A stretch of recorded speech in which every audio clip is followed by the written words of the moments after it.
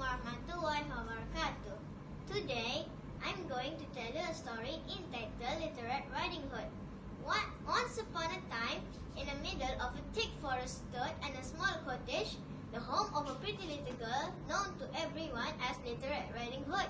One day, her mommy waved her goodbye at the garden gate.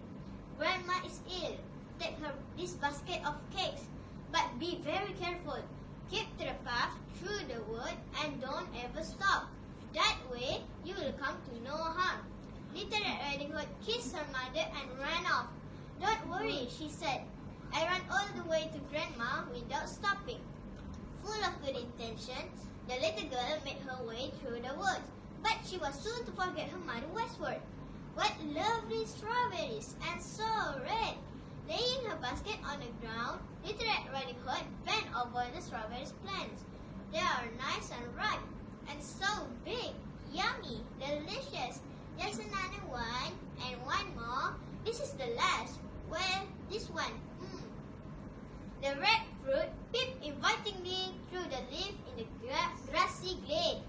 Little Red Riding Hood ran back with 4 popping strawberries into her mouth. Suddenly, she remembered her mother, her promise, Grandma, and the basket, and hurried back towards the path. The basket was still on the ground, and humming to herself, Little Red Riding Hood walked on. The wood became thicker and thicker. Suddenly, a yellow butterfly fluttered down through the trees, and she started to chase the butterfly. I'll catch you! I'll catch you! Oh, how sweet! She picked a large bunch of flowers. In the meantime, 2 wicked eyes were spying on her behind a tree.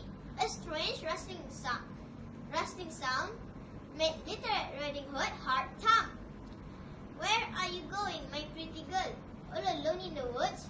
I'm taking Grandma some cakes. She lives at the end of the path. Does Grandma live by herself? Oh yes, and she never opens the doors to strangers. Goodbye. Perhaps we'll meet again. Knock, knock. The wolf rapped on the door. Who's there? Cried Grandma from her bed. It's me, Little Red Riding Hood. I brought you some cake because you're ill. Lift the latch and come in, said Grandma. A horrible shadow appeared on the wall. Poor Grandma. For in one bound, the wolf leaped across the room and swallowed the old lady. Soon after, Little Red Riding Hood tapped on the door. Grandma, can I come in?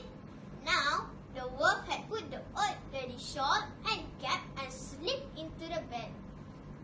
Trying to imitate Grandma's quavering little voice, he replied, Open the latch and come in.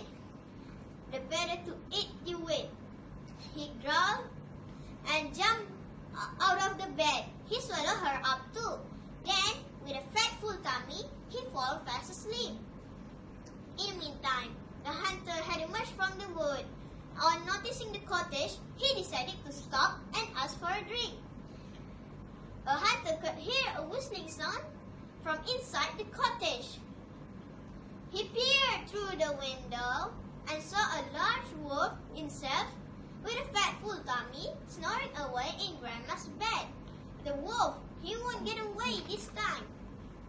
Without making a sound, the hunter carefully loaded his gun and gently opened the window.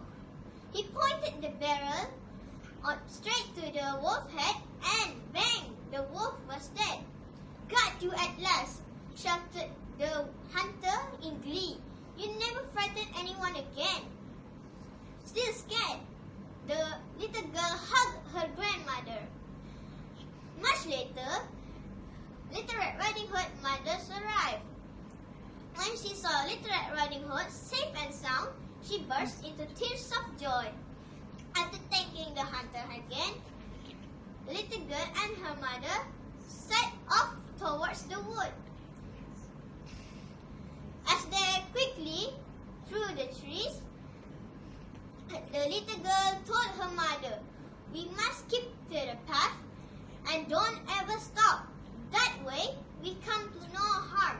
That's all from me. Thank you.